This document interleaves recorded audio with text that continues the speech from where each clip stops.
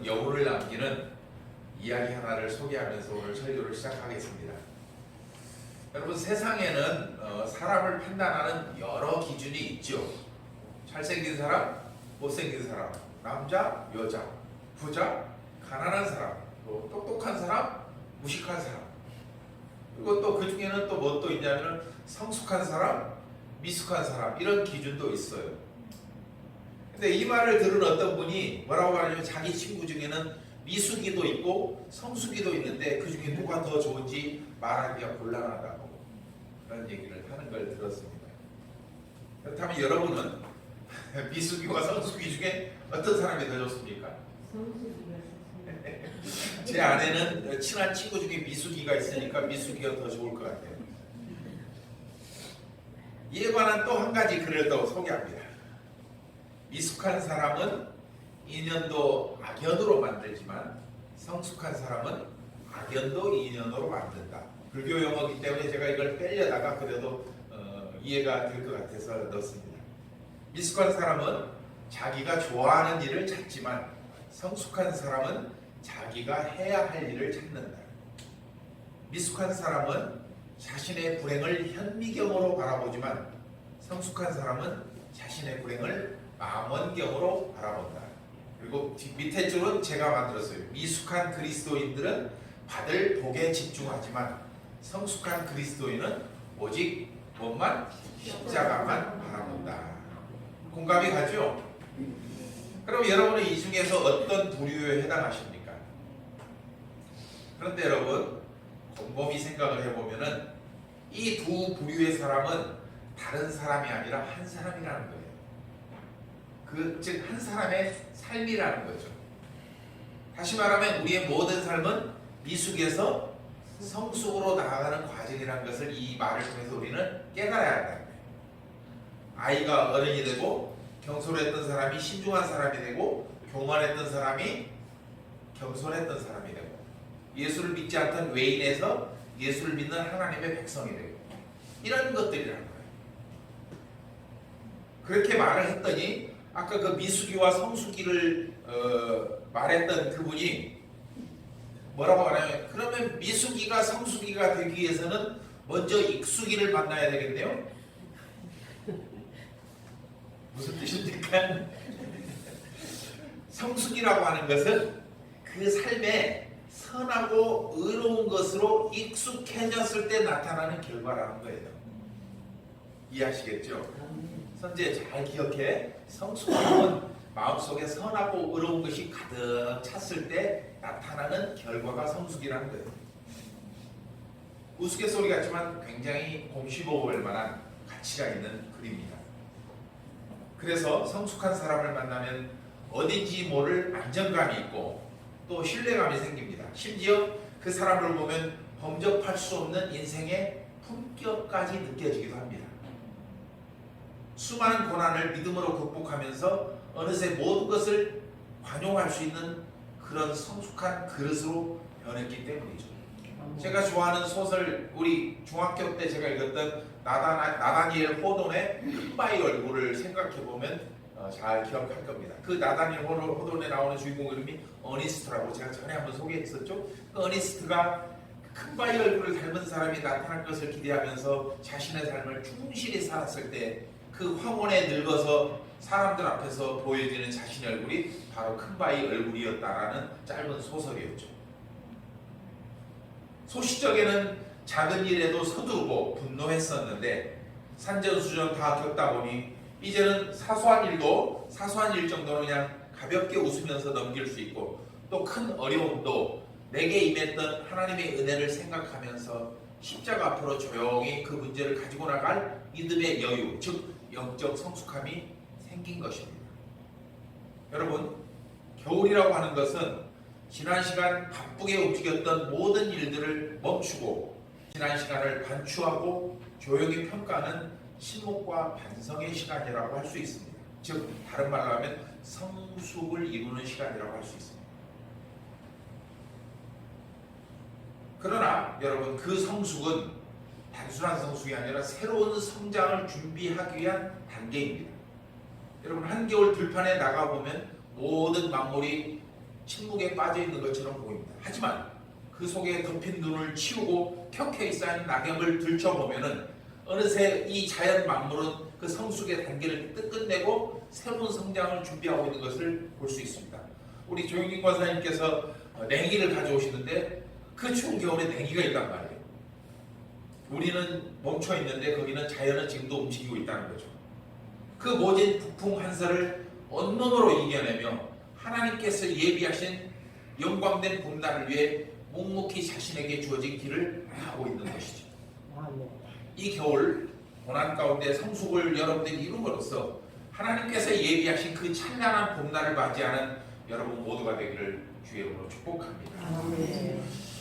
제가 이 말씀을 시작하는 것은 오늘 본문에 바로 미숙했던 사람이 성숙을 이룬 그 모습을 보여주는 한 사람이 등장하기 때문입니다. 바로 다윗입니다. 여러분은 살면서 가장 힘든 일이 뭐였다고 생각을 하십니까? 그 중에 하나를 들라고 한다면 용서라는 것일 겁니다. 특히 은혜를 원수로 갚는 사람을 용서하는 일일 것입니다. 나는 아낌없이 베풀었는데 오히려 상대는 나를 배신하고 심지어 나를 헐뜯고 남에게 거짓 소문을 퍼뜨리는 사람, 그런 사람을 용서하는 것이죠. 그런데 여러분, 우리의 마음을 더 아프게 만드는 것은 그 배신자들, 그 은혜를 원수로 갚는 사람들 대부분이 누구냐? 나와 가까웠던 사람이었다. 그리고 그것을 도저히 용서할 마음이 생기지 않는다는 거예요. 그렇게 한 번 용서하는 것도 이처럼 어려운데 다윗은 자신을 죽이려고 추격하는 사울을 몇 번씩이나? 2번씩이나 용서했습니다. 여러분, 다윗이 완전한 사람이라서 그랬던 건 아니에요.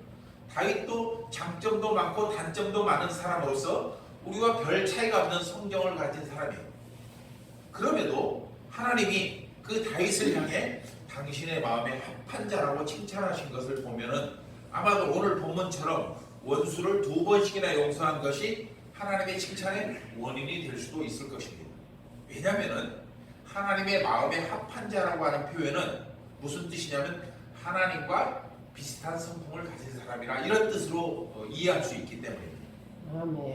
오늘 본문은 바로 그 다윗이 자신을 죽이려고 추격하는 사울을 2번째로 용서하는 장면을 보여주고 있습니다.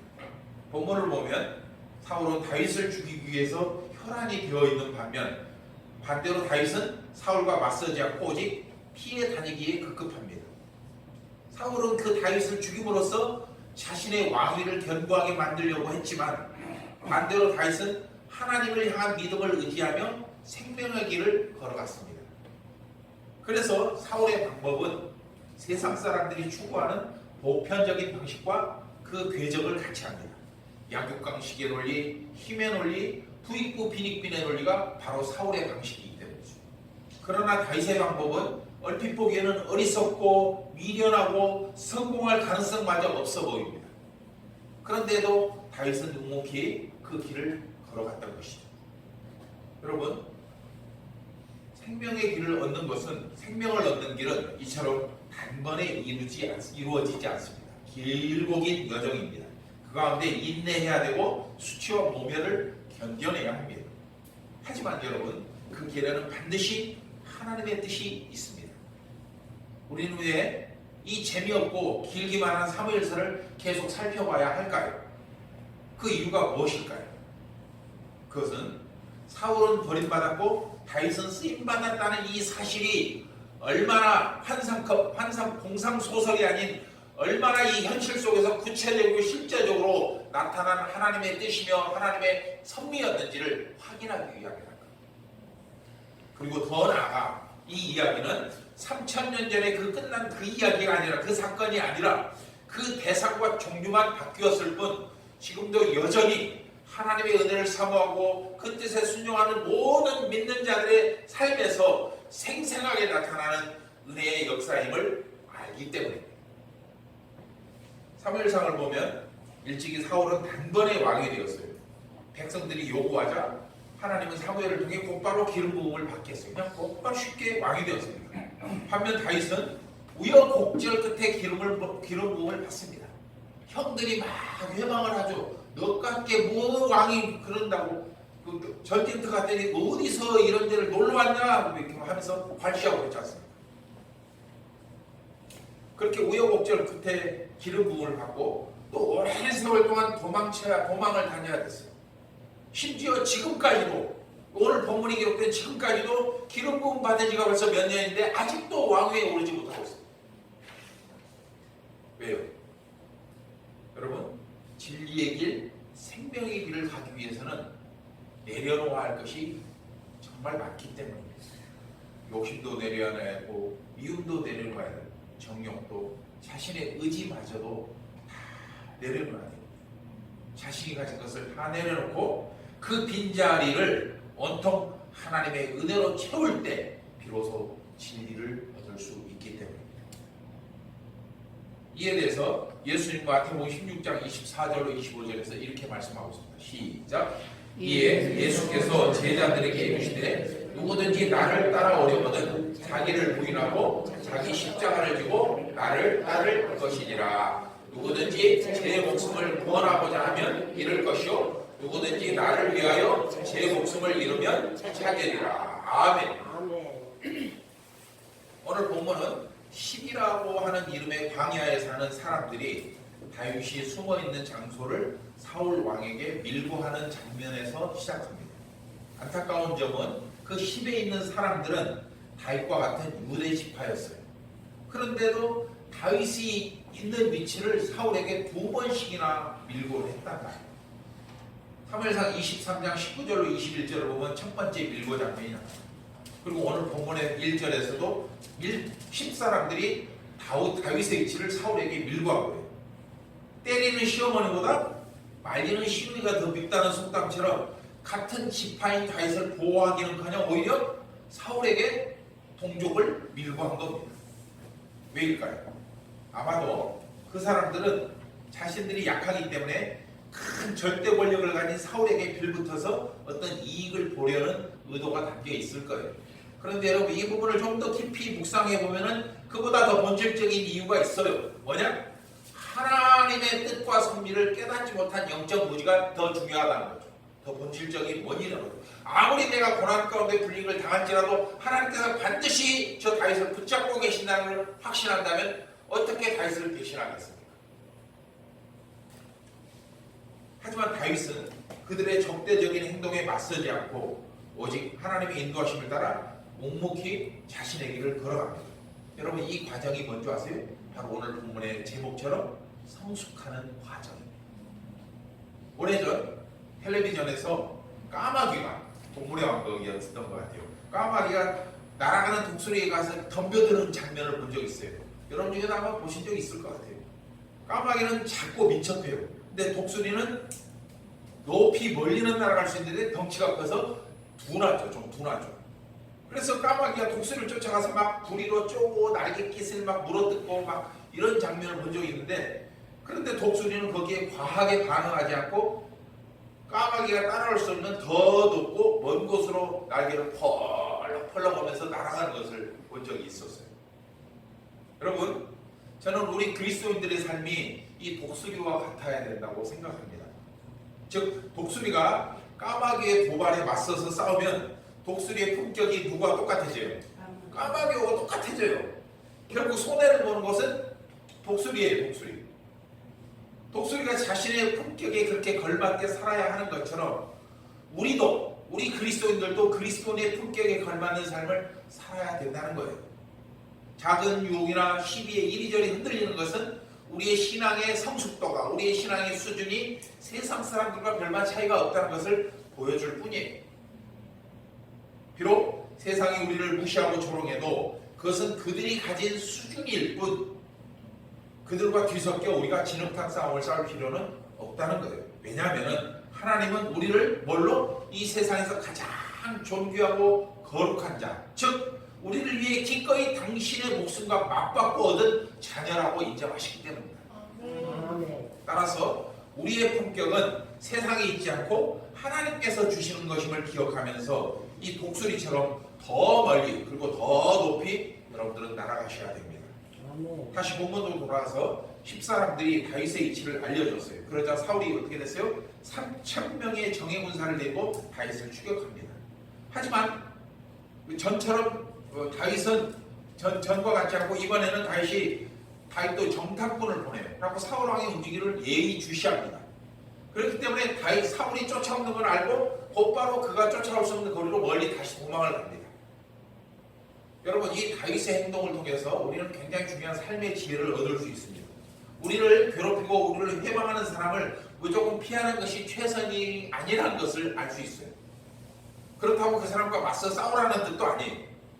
상황은 어렵지만 우리가 믿음의 눈으로 상대를 주목하면서 상황을 반전시킬 기회를 노려야 됩니다.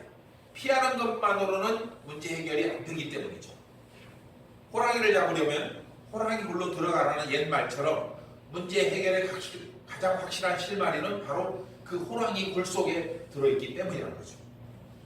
여러분, 오늘 본문 사무엘상에서 골리앗 같은 천하무적의 용사라도 반드시 약점이 있습니다.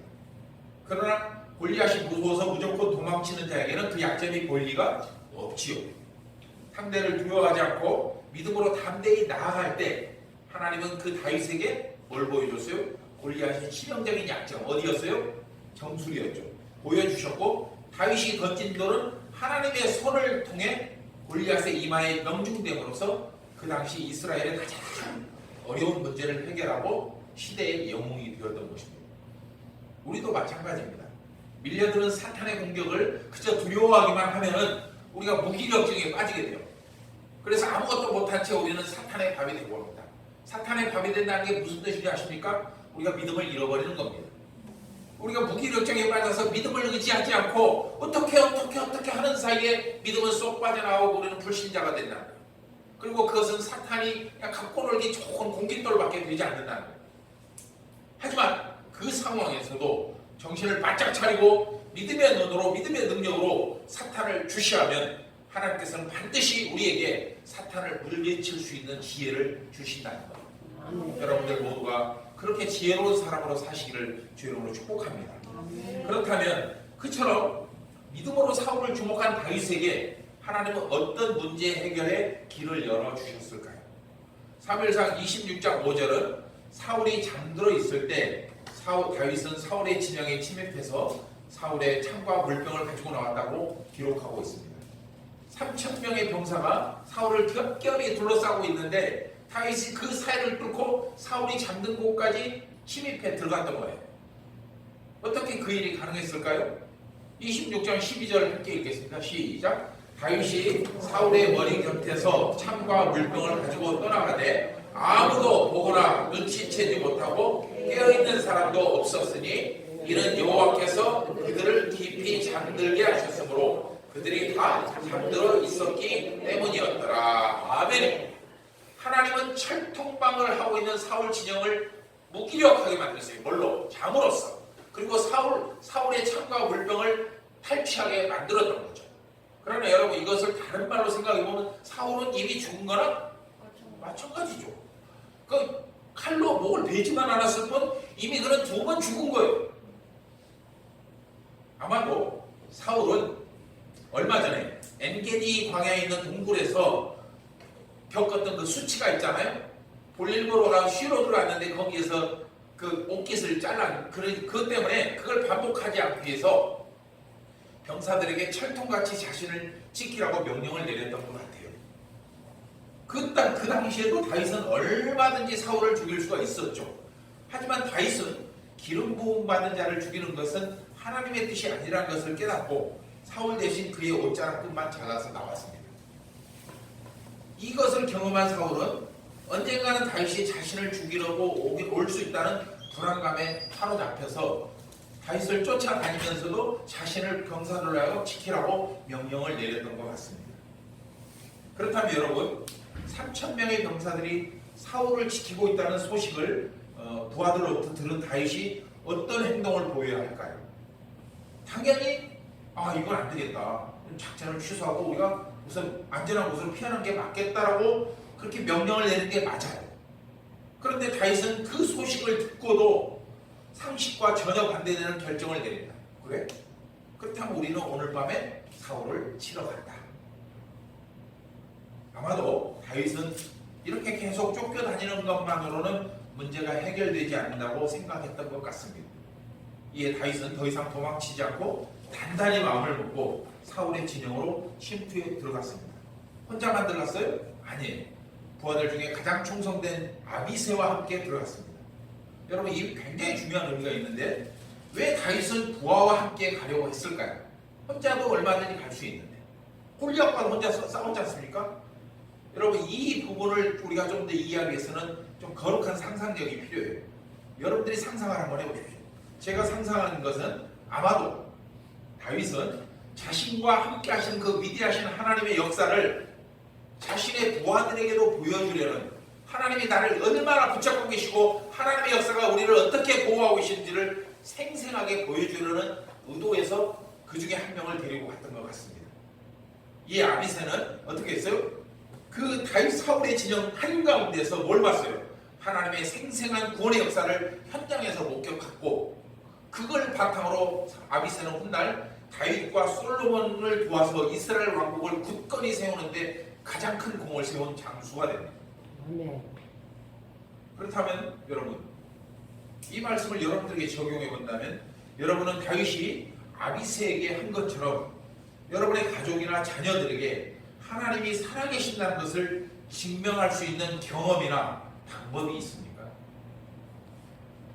여러분 꼭 기억하셔야 됩니다. 뭘 기억하냐?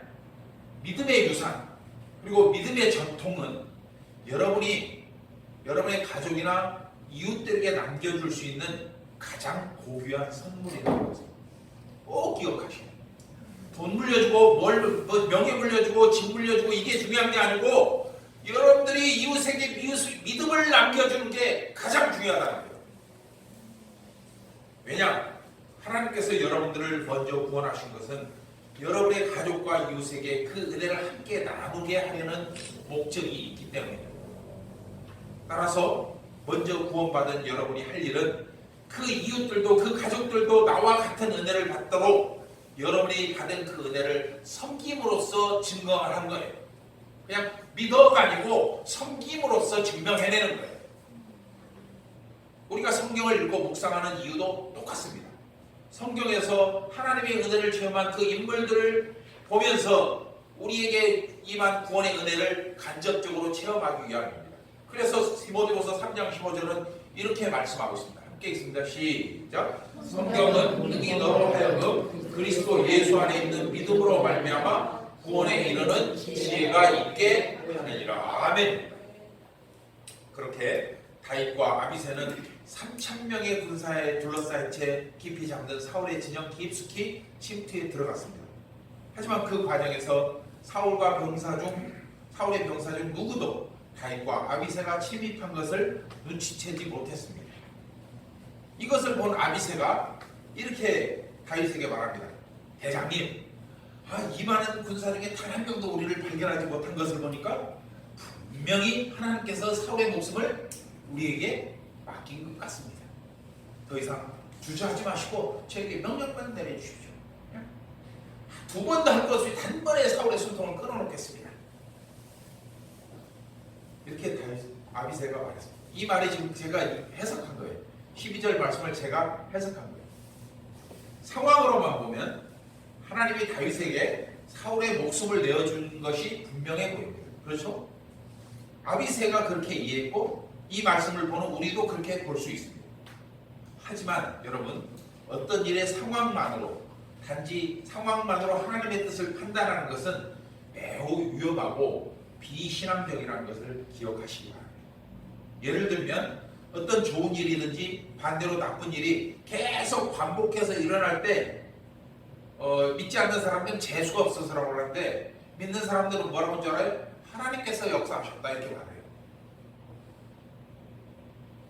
즉 본문 말씀처럼 다윗이 궁지에 몰린 상태에서 그 상황을 단번에 역전시킬 기회가 찾아왔을 때 사람들은 그 순간 감정에 사로잡혀서 자신이 판단하는 것을 하나님의 뜻으로 전가시켜버린다는 거예요. 치명적인 실수를 범한다는 거예요.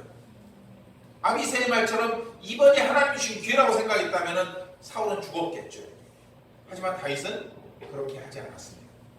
다윗은 미움과 감정에 사로잡혀 영적 판단력이 흐려지는 그 순간까지도 끝까지 믿음을 붙잡고 하나님의 뜻을 구했습니다.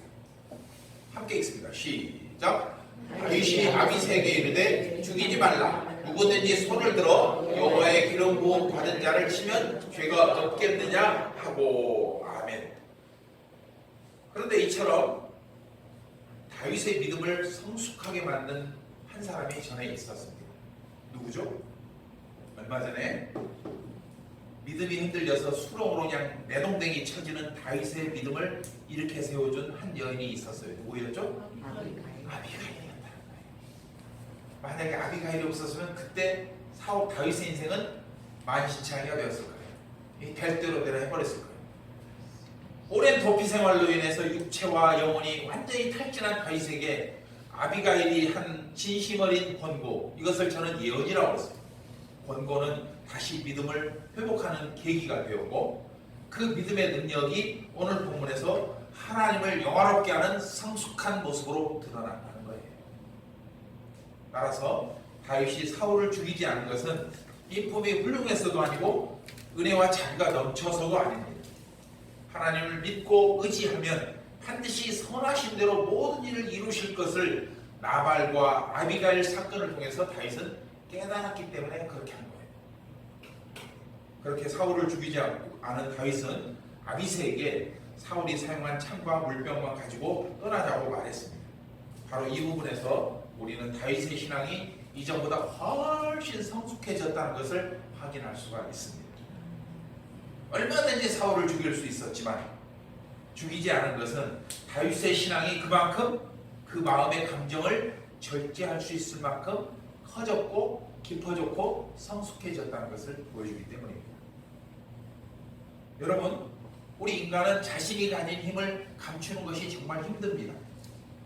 오히려 작은 힘을 가지고 있으면서도 마치 대단한 능력을 가진 것처럼 과시하면서 사는 것을 우리가 보지 않습니까? 요즘 정치인들을 보면은 그게 여실히 드러나요. 쥐뿔도 없으면서 막 엄청난 능력을 가진 것처럼 떠들어대는 경우가 참 누구 말대로 가짜다는 느낌이 듭니다. 태권도를 배울 때도 그렇습니다. 어설픈 단계가 오면은 흰띠부터 쭉 올라가서 검은띠까지 하는데, 검은띠 올라간 사람들은 그렇게 하지 않은데 노랑띠나 파랑띠 이런 정도 되면은 자기가 얼마나 태권도 실력이 늘었는지 시험해보고 싶어요. 자꾸 괜히 시비를 걸어서 싸움 박질합니다. 요즘은 어떤지 모르겠는데 저 중고등학교 다닐 때는 태권도장 다니는 애들이 다 그렇게 그냥 시비 걸고 싸우고 그랬었어요. 그러나 여러분, 태권도 고수가 되면은 그 태권도 기술보다 어떤 마음이 안에서 커져요? 절제할 능력이 커집니다. 신앙도 마찬가지입니다. 미숙이가 익숙이를 거쳐서 성숙이에 이르면 그럴듯 말로 포장하는 것보다 그 삶으로 그 신앙을 증명하는 능력이 생긴다는 거예요. 왜? 무술이나 신앙은 상대를 이기는 데 있는 것이 아니기 때문에 스스로를 절제하고 약한 자를 돕는데 그 무술과 신앙의 본질이 있기 때문입니다. 여러분, 하나님은 고난을 통해 우리를 이렇게 연단하시고 반대로 성공과 형통을 통해 우리를 시험하신다는 말이 있습니다. 고난을 통해 우리를 뭐 하신다고요? 연단하시고 성공과 형통을 통해 우리를 시험하신다. 오늘 본문을 생각해 보시면 바로 볼 수 있습니다. 모든 일이 맘먹은 대로 풀려나갈 때 영적 긴장감을 놓지 말고 더욱 겸손히 믿음의 선한 싸움을 싸우라는 보훈의 말씀이죠. 생각해 보면 다윗이 사울을 두 번째 살려준 일은 첫 번째 때보다 훨씬 더 힘들었을 것입니다. 아니, 한 번 살려줬으면 이제는 좀 변해서 나 좀 편하게 해줘야지. 뻔뻔히 나를 쫓는 사울을 보면서 다윗은 큰 배신감을 느꼈을 것입니다. 그럼에도 다윗은 그 배신감을 성숙함으로 이기고 사울을 두 번 용서했던 거죠. 이와 관련해서 예수님은 용서에 대해서 마태복음 18장 21절에서 이렇게 말씀합니다. 시작. 70번에 7번까지라도 7번에 70번까지라도 용서하라. 무슨 뜻이에요? 끝까지 용서하라는 뜻입니다. 여러분, 진정한 용서는 이처럼 예수님의 보혈을 덧입는 사람만이 할 수 있는 능력입니다. 십자가를 붙들지 않는 한 진정한 용서가 없기 때문이죠. 따라서 복음은 우리로 하여금 용서하는 일을 아주 자연스럽게 숨쉬는 것처럼 자연스럽게 만듭니다. 주의 주님의 은혜가 우리 마음에 가득하기 때문에 미움과 증오와 복수가 들어설 자리가 없기 때문이죠. 따라서 마음에 용서 못할 대상이 있다는 것은 그만큼 복음을 깊이 깨닫지 못하고 믿음 안에서 자유를 누리지 못했음을 나타낼 뿐입니다. 하지만 여러분이 십자가의 보혈을 의지하여 용서하면은 하나님은 그 용서하는 마음 위에 뭘 하시냐? 당신의 나라를 세워주실 것입니다. 그리고 세상에서는 얻을 수 없는 위로와 평안을 부어주실 것이고 그동안 나를 괴롭혔던 모든 문제들을 내가 아닌 하나님께서 떠나가게 해주실 것입니다. 그렇다면 다윗은 사울을 죽이지도 않을 거면서 왜 그 위험한 일을 시도했을까요? 제가 이 부분을 묵상하면서 이런 생각이 들었어요. 아마도 처음에는 다윗이 사울을 죽일 마음이 있었을 것 같아요. 내가 어떻게든지 쟤를 죽여야만이 내가 살겠다. 그래서 쳐들어갔던 것 같아요. 그런데 그 길을 뭐예요? 하나님이 열어주신 거예요. 이렇게 계속 도망다니는 것보다 차라리 사울을 죽이든 내가 죽든 양난간에 결판을 내야겠다고 생각했던 것 같을 거예요. 그런데 그렇게 죽으면 죽으리라고 단단히 맘먹고 침투에 들어갔는데 세상에 아무도 막아서는 사람이 없이 너무 쉽게 사울에게까지 간 거예요. 3,000명이 있는데. 그런데 아비새는 그것을 뭐라고 그랬어요? 하나님이 주신 절호의 기회라고 말한 반면 다윗은 그것이 자신을 달아보려는 하나님의 시험이라고 생각해요. 여러분, 하나님께서 우리를 저울로 달아보신다는 의미를 기억하시기 바랍니다. 하나님께서 우리를 축복하시거나 아니면 어떤 사명을 맡기시기 전에 반드시 그 사람이 그 축복과 사명을 감당할 믿음이 있는지 없는지를 시험하시는데 이것을 다른 말로 하나님이 저울로 바라보신다고 표현합니다. 즉 우리의 신앙이 얼마나 성숙한지 아닌지를 확인하기 위해서입니다. 아니 그냥 우리를 축복하면 축복하든 좋은 사명 주면 주지 뭘 굳이 우리를 시험에 달아봐. 여러분, 하나님의 시험은 우리를 고난에 빠뜨리기 위한 것이 아니에요. 오히려 우리를 보호하고 더 큰 은혜를 부어주시기 위함입니다. 만일 우리가 하나님의 축복이나 사명을 감당할 정도의 믿음의 그릇이 안 된다면 어떻게 될까요? 하나님이 우리에게 부어주신 축복은 오히려 우리의 믿음을 잃게 하는 도구만 되는 뿐이에요. 아이들에게 칼을 맡기는 것처럼 저 일산에 갑자기 벼락부자가 된 사람들이 땅 팔아갖고 그때 신도시 건설할 때 어떤 사람 80억 받았대요. 지금부터 30여 년 전에 80억이면 어마어마한 거예요. 그 돈 아들 두 아들이 있었는데 두 아들이 쌈박질하고 폐가망신하고 다 자살하고 병 걸려 죽고 있어요. 감당할 능력이 없으니까. 하나님 우리에게 축복보다라고 여러분 기도하기보다 감당할 믿음을 달라고 먼저 기도하시기 바랍니다. 이에 현 상황이 자신을 달아보시려는 하나님의 시험이라는 것을 깨달은 다윗은 사울을 죽이려는 애초의 마음을 접고 막사를 맞아요. 그리고 사울로부터 멀리 떨어진 후 다윗은 사울을 향해 왜 자신이 당신을 죽이지 않았는지 그 이유를 밝힙니다. 함께 읽어볼까요? 시작. 오늘 왕의 생명을 내가 중히 여긴 것 같이 내 생명을 여호와께서 중히 여기셔서 모든 환난에서 나를 구하여 되시기를 바랍니다. 당신을 내가 살려준 것 같이 하나님도 나를 지켜주실 것입니다. 제가 그걸 다시 또 제 말로 만들어봤어요. 왕이시여, 제가 왕을 살려준 것은 왕이 예뻐서가 아닙니다. 왕을 위해서가 아닙니다. 하나님께 범죄하지 않기 위함입니다. 따라서 제가 왕을 살려준 것처럼 하나님은 반드시 내 생명을 지켜주실 것입니다. 그러니 더 이상 저를 죽여서 하나님께 죄 짓는 일을 멈추십시오. 이 말이 이 속에 들어요. 다윗의 간절한 열심에 사울은 어떤 반박도 안 부끄럽기만 했어요. 부끄러운 마음으로 다윗의 앞길을 축복합니다. 함께 읽습니다. 시작. 사울이 다윗에게 이르되 내 아들 다윗아 내게 복이 있을지로다. 내가 큰 일을 행하겠고 반드시 승리를 얻으리라. 아멘입니다. 그런데 여러분 더 놀라운 일이 있습니다. 이보다 더 놀라운 일이 있어요. 오늘 본문에 다윗과 사울 이 두 사람이 나눈 대화를 누가 듣고 있었어요? 사울의 군사들과 다윗의 군사들이 생생히 듣고 있었다. 그럼 그들이 어떤 생각이 들었을까요? 그들은 아마도 이스라엘의 진정한 왕은 사울이 아닌 다윗이었구나 깨달았을 거예요. 그리고 추격을 멈추고 집에 돌아가서 뭐 했을까요? 가족과 이웃에게 이스라엘의 진짜 왕은 사울이 아니었어, 다윗이었어, 우리가 그걸 봤다니까 전했을 것입니다. 또 오래전에 사울은 천천히요, 다윗은 만만이라고 불렀던 그 여인들의 그 노래가, 가사가 단순한 노래가 아닌 선지자의 예언이었다는 것을 깨달았을 것이야. 그 후 다윗은 사울의 축복대로 어디를 가든 승리했고, 또 이스라엘 역사에서 가장 강한 왕국을 건설한 위대한 왕이 되었습니다. 이제 말씀을 정리하겠습니다. 여러분, 신앙의 성숙은 오늘 살펴본 것처럼 결코 쉽게 이루어지지 않습니다. 다윗의 삶을 통해 보는 것처럼 수많은 고비를 믿음으로 극복해야 됩니다. 도중에 좌절하고 낙심할 수도 있습니다. 다윗도 그렇게 좌절했지 않습니까? 나를 힘들게 하는 상대를 절대로 용서하지 않겠다고 다짐해 볼 수도 있습니다.